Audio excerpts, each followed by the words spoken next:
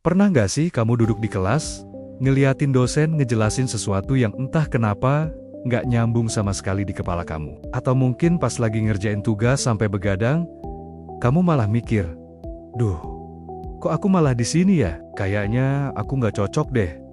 Kalau pernah, tenang, kamu nggak sendirian. Kalimat yang kedengeran sepele itu ternyata bisa bikin banyak banget mahasiswa stres, cemas, bahkan sampai pengen berhenti kuliah.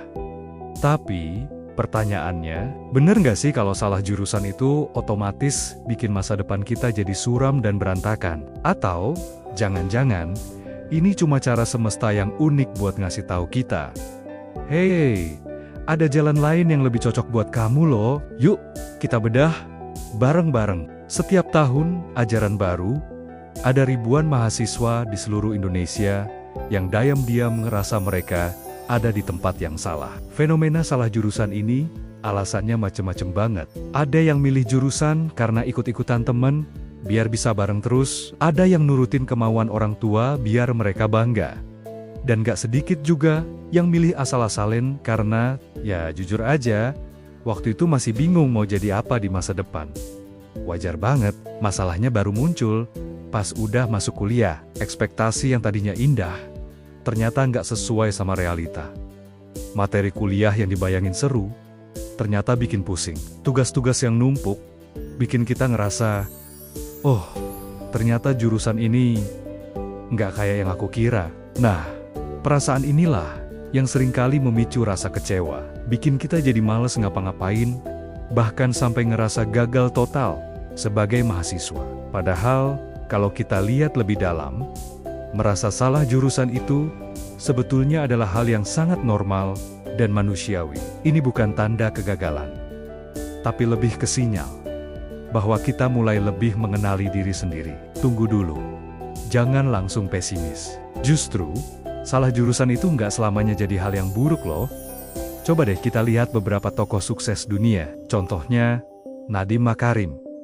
Siapa yang nggak kenal pendiri Gojek? Beliau itu lulusan hubungan internasional dan dapat gelar MBA, tapi sukses membangun salah satu platform teknologi terbesar di Asia Tenggara. Atau Jack Ma, pendiri raksasa e-commerce Alibaba, yang dulunya adalah seorang guru bahasa Inggris. Ada juga Susi Pujiastuti, yang bahkan nggak tamat SMA, tapi jadi menteri dan pengusaha perikanan yang super sukses. Artinya apa? Jurusan kuliah itu bukanlah satu-satunya penentu masa depan kita. Yang jauh lebih penting adalah bagaimana cara kita belajar, beradaptasi, dan berkembang dari setiap pengalaman yang kita dapatkan. Termasuk dari jurusan yang kita anggap salah itu.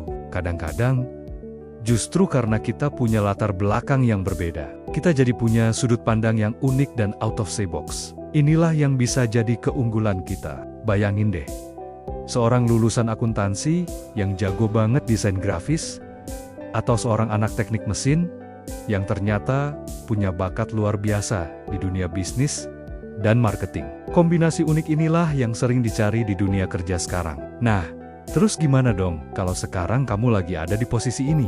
Ngerasa mentok dan gak tahu harus ngapain? Jangan panik, dan jangan buru-buru ambil keputusan buat berhenti. Ada beberapa hal produktif yang bisa kamu lakukan. Pertama, eksplorasi hal-hal baru di luar jam kelas. Dunia kampus itu luas banget. Coba deh, ikut organisasi mahasiswa. Gabung unit kegiatan mahasiswa UKM yang sesuai minatmu. Entah itu musik, olahraga, atau debat. Ikut seminar, workshop, atau bahkan jadi relawan. Siapa tahu, dari kegiatan-kegiatan inilah, kamu justru menemukan passion atau minat baru yang selama ini terpendam. Kedua, coba manfaatkan jurusanmu sebagai fondasi. Oke, mungkin kamu nggak suka 100% sama semua mata kuliahnya, tapi coba deh cari. Pasti ada satu atau dua topik kecil yang menurutmu menarik atau bisa dikembangkan. Misalnya, kamu di jurusan sastra, tapi ternyata lebih suka bagian analisis medianya. Kamu bisa perdalam itu dan gabungkan dengan ilmu komunikasi.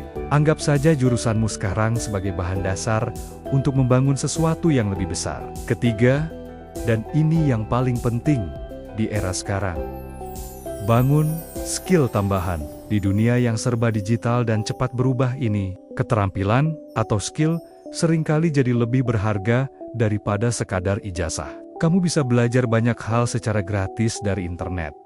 Mau belajar coding, ada banyak platformnya. Tertarik sama digital marketing? Tutorialnya bertebaran di YouTube.